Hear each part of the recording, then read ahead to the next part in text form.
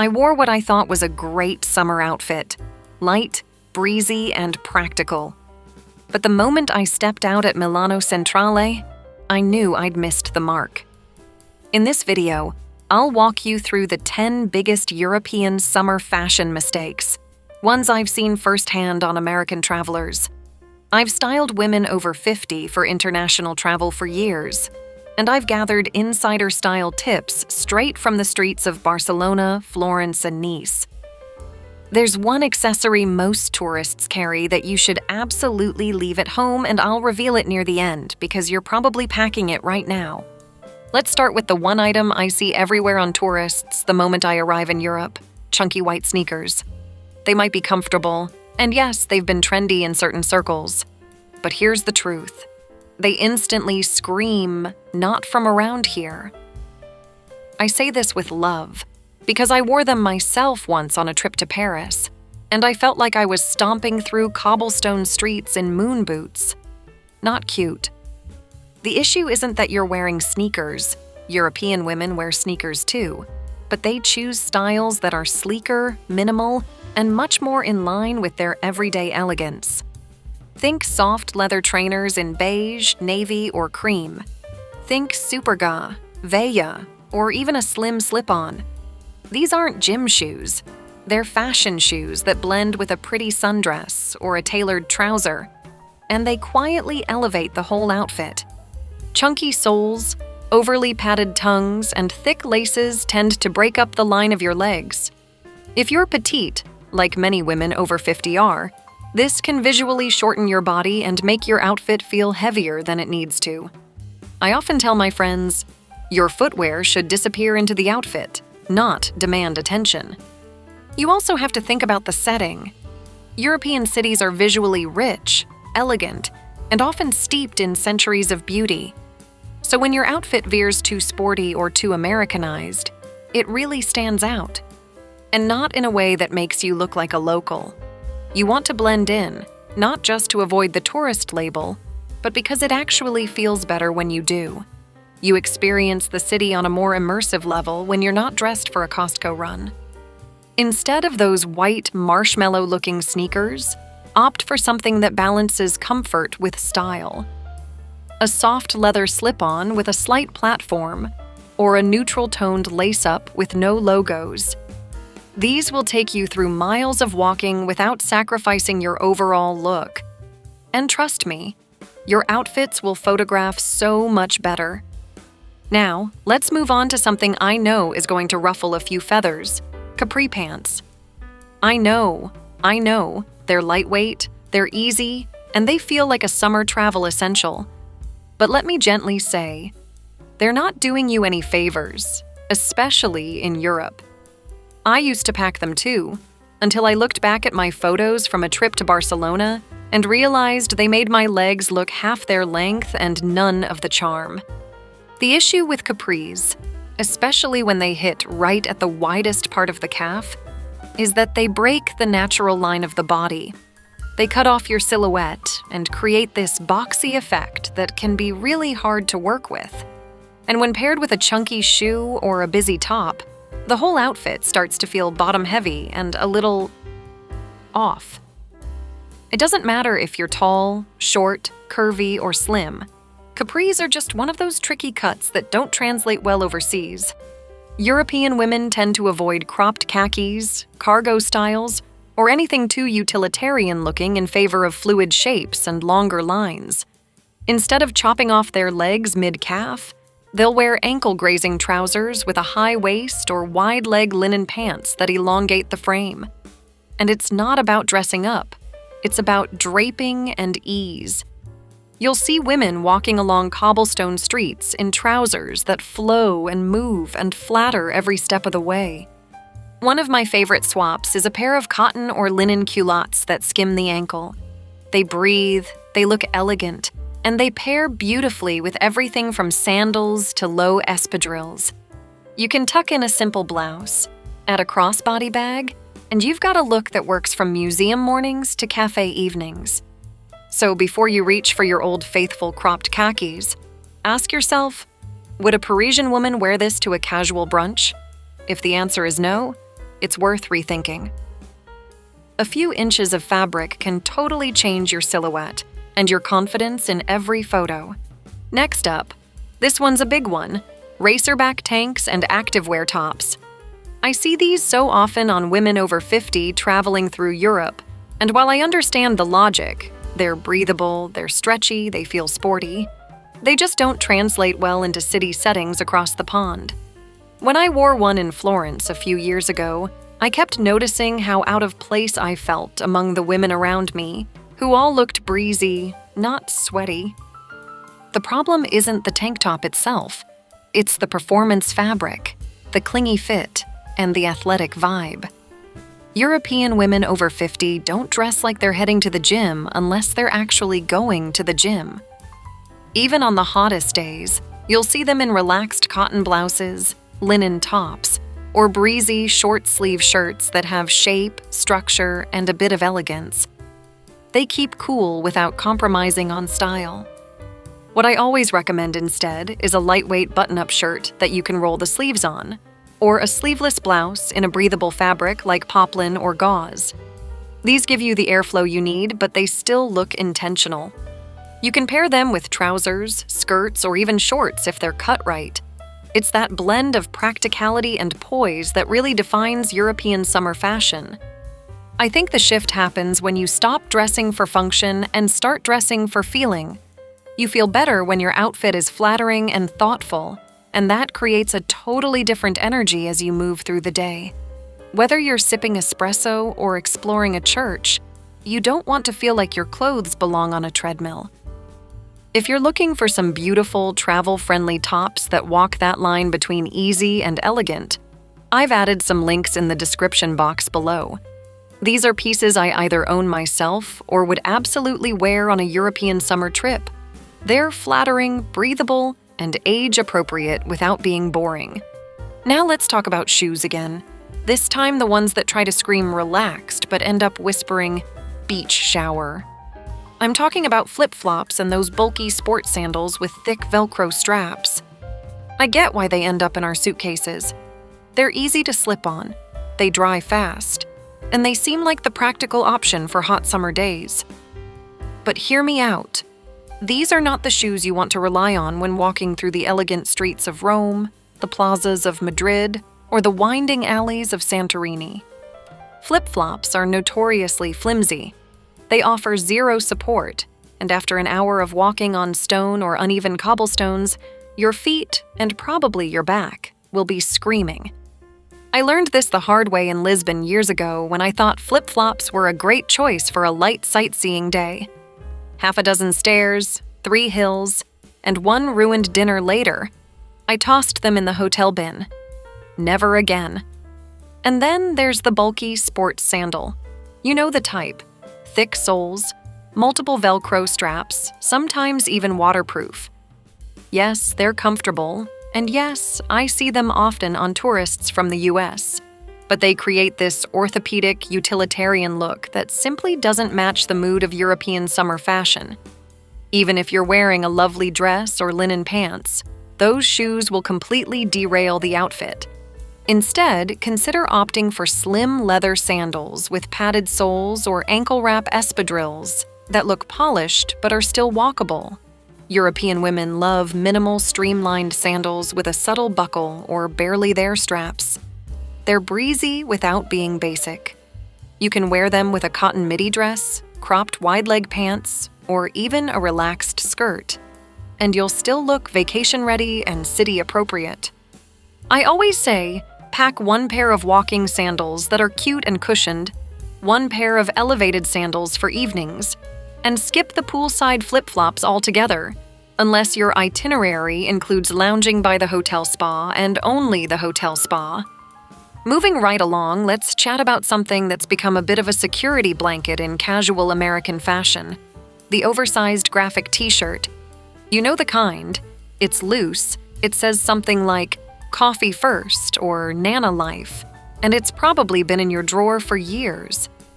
While these tees are cute for running errands at home or hanging out in the backyard, they're one of the quickest ways to mark yourself as a tourist in Europe, and not in a charming way. The main issue here is twofold. First, the oversized fit can overwhelm the frame, especially for women over 50. It hides your shape in the least flattering way, and it tends to look sloppy rather than effortless. Second, the logos or sayings, no matter how cute or clever, are just not something you'll typically see European women wear. They lean toward clean, minimalist tops or blouses with texture or structure, not slogans and punchlines. I once traveled to Prague wearing a t-shirt that said, "Wine not?" thinking it was a fun nod to my travel mood. But I felt eyes on me all day, and not in a good way. It stood out in this sea of well-dressed locals wearing crisp linen, tailored button-downs, and soft cotton layers. Even in the heat, their clothes had intention. And that's the word I keep coming back to when it comes to summer style in Europe. Intentional. A better option? Try a lightweight blouse, a linen top with buttons, or even a solid color tee in a flattering cut. You can tuck it slightly in the front of your pants, roll the sleeves a bit, and add a delicate necklace to bring everything together. It's the small details that elevate a simple top and make it feel like a real look, not just something you threw on because it was clean. I always tell my followers, just because something's comfortable doesn't mean it has to be careless. You can be comfy, cool, and still look like you respect the beautiful cities you're exploring. A well-fitting tee in a natural fiber will go miles farther than a shirt that says "rosé all day." And let's be honest, do you really want that phrase front and center in every vacation photo? Okay, now let's talk color. Specifically, the kind of colors that can be seen from across the plaza and scream, "I'm here on vacation." Neon pink, lime green, bright orange, and overly loud tropical prints might seem fun when you're packing in a rush. But once you land in Europe, you'll realize they're totally out of place. Trust me, I've made this mistake once in Nice, wearing a neon coral blouse that looked more like swimwear than streetwear. I stood out like a highlighter in a sea of soft creams and gentle blues. European summer style is all about subtlety. You'll see a lot of muted tones, taupes, olives, whites, navies, dusty pinks. The palette feels intentional, breezy, and timeless. Even when someone wears a pattern, it's usually delicate, like a micro-floral or a stripe, not a massive parrot or pineapple splashed across the chest. And definitely not neon. The problem with neon and loud prints, aside from how hard they are to style, is that they often draw attention to the wrong areas.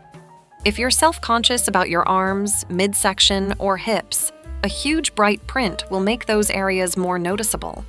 And in photos, you'll often find that these colors distort or reflect light in odd ways, making it hard to even see the rest of your outfit. When in doubt, pack solids in soft colors or neutrals, and choose fabrics that drape well. If you love color, go for a muted coral instead of hot pink, or a dusty lavender instead of electric purple. You can still feel vibrant without being loud, and you'll feel way more aligned with the environment around you.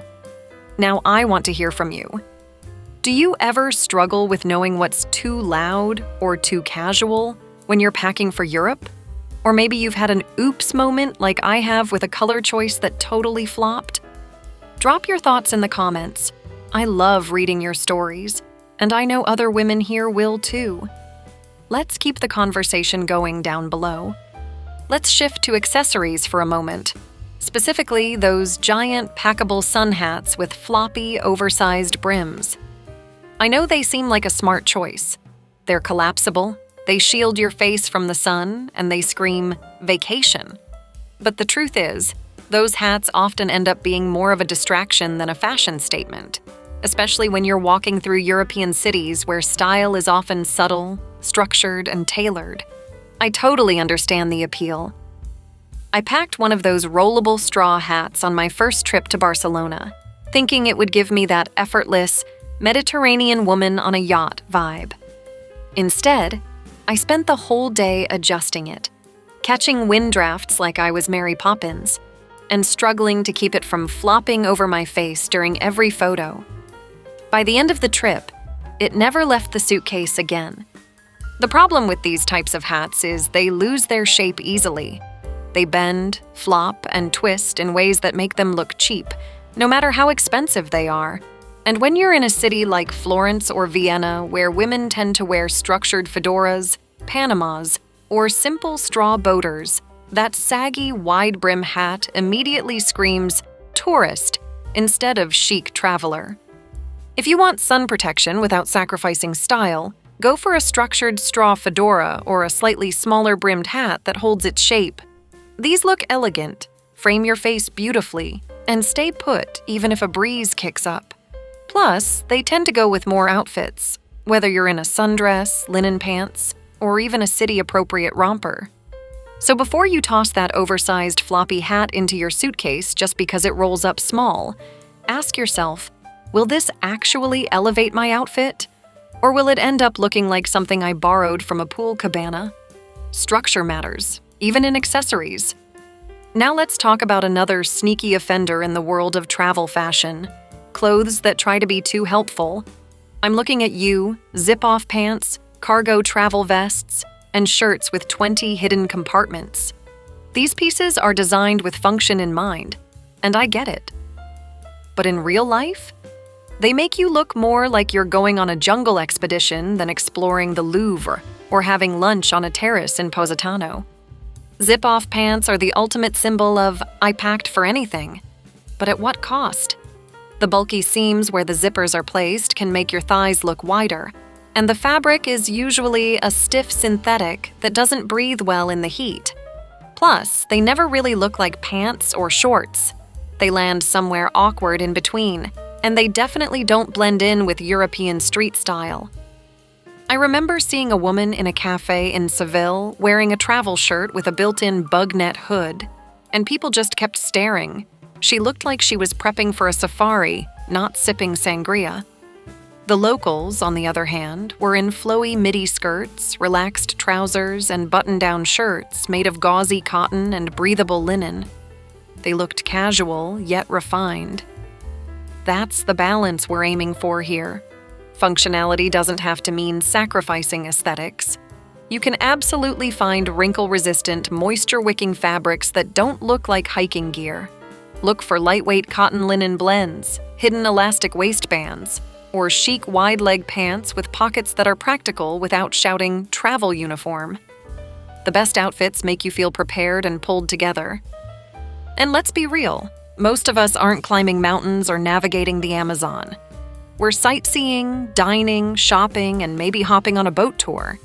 We need clothes that let us feel comfortable without looking like we're wearing a Swiss Army knife. Leave the ultra-functional gear for the camping trips, and save your suitcase space for pieces that make you feel beautiful. Okay, now that we've tackled the clothes that try a little too hard to be practical, let's talk about a travel accessory that so many of us carry without thinking twice, and it might be doing your outfit zero favors. The next item is all about security, but at the cost of style. And I'll show you a much better way to stay safe and stylish while exploring Europe. The anti-theft crossbody bag. You've seen it everywhere. Black, nylon, thick, and often with some kind of metal mesh or lockable zippers. It's marketed as the smart way to carry your valuables in Europe, and I completely understand the concern. Pickpocketing can be an issue in major tourist areas, and we all want to feel safe. But here's the thing. These bulky, utilitarian bags don't exactly say effortless European summer style. Most of these bags are heavy-looking and add unnecessary weight to your outfit, both visually and literally. The wide, thick strap that cuts across your chest creates an unflattering line, especially if you're wearing softer summer fabrics like linen or cotton. It flattens your top, pulls on your shoulder, and gives your outfit an oddly rugged look. I've seen many gorgeous dresses and blouses totally disrupted by one of these bags slicing through the middle. And the truth is, these bags often make you stand out more as a tourist, which ironically makes you more of a target. Locals don't carry anti-theft bags.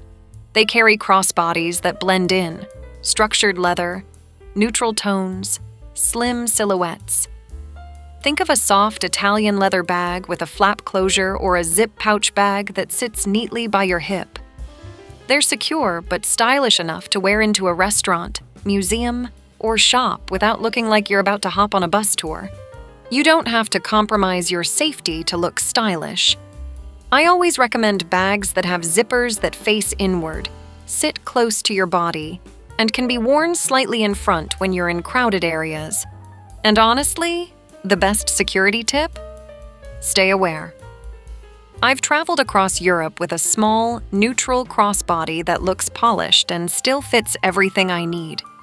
So if you're currently packing that bulky black anti-theft bag with the big strap, you might want to leave it behind. There are chic, safer, and way more flattering options out there. I've added a few of my favorite alternatives in the description box if you want to take a look. If you found this video helpful, and I hope you did, then you're definitely going to love the next one I've put together. It's all about how Italian women dress for summer, and I'm revealing the secrets they use to look stylish, fresh, and elegant, even in the heat. From the shoes they never wear to the unexpected accessories they always pack, it's packed with style wisdom you can actually use. So when you're done here, come join me over there. I think you're going to love it.